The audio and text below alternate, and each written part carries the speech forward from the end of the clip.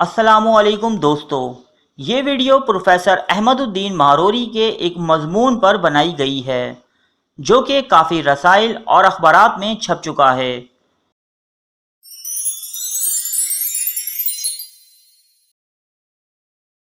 عورتوں کا شہر، صرف عورتوں کا، جس میں مردوں کا نام و نشان تک نہ ہو، اور وہ بھی سب کانٹیننٹ یعنی انڈو پاک میں۔ اس سرزمین پر کسی زمانے میں ایک ایسی بستی بھی آباد ہوئی تھی جہاں صرف بادشاہ سلامت کے علاوہ کسی مرد کا سایہ تک بھی نہ پڑ سکتا تھا۔ ملکہ سے لے کر ادنا ملازمہ تک اور کمانڈر ان چیف سے لے کر معمولی پیادے تک، تمام عہدیدار صنف نازک تک محدود تھے۔ صرف یہی نہیں، محل کی کسی شہزادی کو لے لیجئے یا سڑک پر جھاڑو دینے والی جمعدارنی کو، سب چندے آفتاب چندے ماہتاب نظر آئیں گی۔ کالا رنگ تو بہت دور، گندمی رنگ بھی اس شہر میں نظر نہیں آتا تھا۔ رخسار کے تل کے علاوہ اگر خدا نخواستہ کوئی عورت چوٹ یا بیماری کی وجہ سے کسی قسم کی بدصورتی کا شکار ہو جاتی تو اس کے سامنے صرف دو ہی راستے تھے، یا تو خودکشی کر لے یا اس شہر سے منہ کالا کر جائے اور مملکت کے کسی پوشیدہ گوشے میں گمنامی کی زندگی بسر کرتی رہے۔ اس عجیب و غریب شہر کا بانی ناصر الدین خلجی تھا، جس نے پہلے تو اپنے باپ سلطان غیاث الدین کی طویل عمری سے عاجز آ کر اسے 3 مرتبہ زہر دیا۔ پہلے 2 حربوں میں تو وہ کامیاب نہ ہو سکا، لیکن تیسری مرتبہ بوڑھے باپ نے خود ہی بیٹے کی خواہش کو پورا کرنے کے لیے علاج معالجہ سے انکار کر دیا اور تخت چھوڑ کر قبر میں جا کر سو گیا۔ تخت پر براجمان ہونے کے بعد بادشاہ نے ایک عجوبہ شہر کا منصوبہ بنایا۔ سب سے پہلے سلطنت کی تمام خوبصورت عورتوں اور لڑکیوں کی ایک فہرست تیار کی گئی، پھر ان کو مختلف کام اور عہدے سونپے گئے۔ شاہی محل سے متصل ایک خوبصورت شہر تعمیر کیا گیا، جس کے بازار، خیابان، چمن، حوض اور تالاب دیکھنے سے تعلق رکھتے تھے۔ ملکہ اور شہزادیوں کے محل سنہری رنگ کے تھے، وزراء اور عمال سلطنت کی دیوڑیاں سلور تھیں، فوج اور پولیس والوں کے مکانات سرخ پتھر سے تعمیر ہوئے تھے۔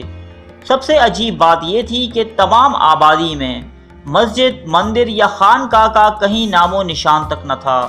اسکول ضرور تھے، لیکن ان میں بجائے علوم کے رقص و موسیقی کی عملی تعلیم دی جاتی تھی۔ ملکہ عالیہ کا دربار ایک وسیع ہال میں، جس کے ستون سنگ مرمر اور ہاتھی دانت سے بنائے گئے تھے، منعقد ہوتا تھا۔ درباری لباس کی شان یہ تھی کہ ملکہ شابانوں سے لے کر ادنا کنیز تک تمام لباس مختلف رنگوں اور نمونوں کے ہوتے تھے۔ اسی طرح ہر فرد کو علیحدہ علیحدہ خوشبو استعمال کرنی ہوتی تھی، جس سے نہ صرف دیوان عام بلکہ گرد و پیش کا علاقہ بھی معطر ہو جاتا تھا۔ ملکہ معظمہ کا تخت خالص چاندی سے بنوایا گیا تھا، اس کے برابر میں بادشاہ کا تخت تھا، اور جب کبھی بادشاہ سلامت دربار کو رونق بخشنا چاہتے تو اس پر جلوہ افروز ہوتے تھے۔ کارروائی کا آغاز کسی نغمے سے ہوتا تھا، جس کے بعد رقص ہوتا، پھر کچھ لطیفے ہوتے، کچھ چٹکلے اور کچھ کرتبیں ہوتی، مگر کام کی کوئی بات نہ ہوتی تھی۔ سال بسال فوجی پریڈ بھی ہوا کرتی تھی، جس میں بادشاہ سلامت اور ملکہ عالیہ کو سلامی دی جاتی۔ یہ شاہی جوڑا جس سے خوش ہو جاتا، اسے جچتا ہوا خطاب عطا کیا جاتا۔ اس طرح نمائش حسن کا بھی اہتمام ہوتا، اور یہ کہنا غلط نہ ہوگا کہ موجودہ دور کے مقابلہ حسن کا بانی ہندوستان کا یہ فرما روا ہی تھا، اور جو خواتین بادشاہ کی نظروں میں کھپ جاتی، ان کو ترقی دے کر مرکزی عہدوں پر تعینات کر دیا جاتا، اور بادشاہ سال بھر ان کے ساتھ رنگ رلیاں مناتا۔ بادشاہ کی تفریح کا دوسرا مشغلہ شکار تھا۔ اس مقصد کے لیے ایک شکار گاہ بنوائی گئی تھی، اس میں بادشاہ کا ساتھ ایسی چست اور پھرتیلی خواتین دیتی جو کہ شکار میں بہت ماہر تھیں۔ عید کے موقع پر مینا بازار کا انعقاد بھی ایک تاریخی حیثیت رکھتا تھا۔ شاہی باغ کا ایک گوشہ اس تقریب کے لیے مخصوص تھا۔ ایک وسیع خطے پر چاروں طرف دکانیں تعمیر کی گئی تھیں، جن میں دکاندار سب عورتیں ہوتی تھیں۔ یہ بازار عموماً 3 دن اور بعض اوقات 1 ہفتے تک جاری رہتا، مگر ان کی دکانیں پہلے ہی روز خالی ہو جاتی تھیں۔ ایک روز بادشاہ گشت لگاتا تھا، لیکن اس کی توجہ سامان سے زیادہ بیچنے والیوں کے حسن و جمال، ان کے لہجے اور ان کی گفتگو پر رہتی تھی، اور انہی کو وہ خریدنے کی کوشش کرتا تھا۔ قیمت میں کبھی اعلیٰ عہدے، کبھی نفیس محل اور کبھی زر و جواہر پیش کیے جاتے تھے، اور اس طرح بہت سی خواتین اس کے زیر دام آ جاتیں۔ شہر کی آبادی ابتدا میں بمشکل 10,000 تھی، لیکن بڑھتے بڑھتے 20,000 تک جا پہنچی تھی۔ اس بادشاہ کی شراب نوشی کے قصے بھی بہت مشہور ہیں۔ ایک روز سرمستی کی ترنگ میں اسے تالاب میں غوطہ لگانے کی سوجھی۔ وزراء نے منع بھی کیا، لیکن وہ نہ مانا اور کپڑوں سمیت گہرے پانی میں چھلانگ لگا دی۔ 2-4 ہی ڈبکیوں میں پانی ناک اور حلق کے رستے اندر چلا گیا۔ نکالنے کی کوشش کی گئی تو ہاتھ پاؤں اس طرح چلائے کہ کسی کو قریب جانے کی ہمت نہ ہوئی۔ آخر جب جسم بالکل غرق ہو گیا تو کنیزوں نے اس کے سر کے بال پکڑ کر اسے باہر کھینچا۔ چند گھنٹے بعد جب ہوش و حواس ٹھکانے آئے اور کل واقعہ اسے سنایا گیا تو جن وفاداروں نے اس کی جان بچائی تھی انہیں انعام و اکرام سے سرفراز فرمایا، لیکن پھر اس قصور میں کہ بال پکڑ کر کھینچنے سے اس کی ذلت ہوئی، ان سب کو قتل کروا دیا گیا۔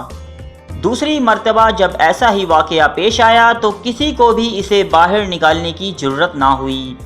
سب ایک دوسرے کا منہ تکتے رہے اور بادشاہ سلامت حوض میں غوطے کھاتے رہے، حتیٰ کہ بالکل ہی تہہ نشین ہو گئے۔ بادشاہ کی آنکھیں بند ہوتے ہی سارا کاروبار حکومت درہم برہم ہو گیا۔ عورتیں جس کے پلے پڑیں وہ انہیں لے اڑا۔ محلات پر عمرہ اور رؤسا قابض ہو گئے۔ 1 سال بھی نہ گزرا تھا کہ اس جیتے جاگتے شہر کی یاد داستان پارینہ بن گئی۔ ایک مرتبہ بادشاہ شیر شاہ سوری سفر کرتے کرتے مالوے کے اس شہر مانڈو پہنچ گیا۔ جب شیر شاہ سوری نے اس بادشاہ کی داستان سنی تو غصے میں پیچ و تاب کھاتا ہوا اس کی قبر پر پہنچا اور اپنے ہمراہیوں کو حکم دیا کہ قبر کی ڈنڈوں سے خبر لیں اور آئندہ کوئی ادھر کا رخ نہ کرے۔ لیکن اس کی موت کے ٹھیک 110 سال بعد یعنی 1616 میں دکن جاتے ہوئے شہنشاہ جہانگیر کے دل میں بھی مانڈو کا قلعہ دیکھنے کی تمنا بیدار ہوئی۔ جب جہانگیر اس تاریخی شہر کی سیر کو نکلا تو خلجی بادشاہوں کے مقبروں کو دیکھتے دیکھتے ناصر الدین کے اس مزار پر بھی پہنچا۔ اس کی داستان سننے کے بعد جہانگیر نے اپنا جوتا اتار کر اس کی قبر کی خوب مرمت کی۔ تذکرہ جہانگیری میں بھی یہ واقعہ موجود ہے۔ دوستو، ہماری اس ویڈیو کا مقصد کسی کی دل آزاری نہیں۔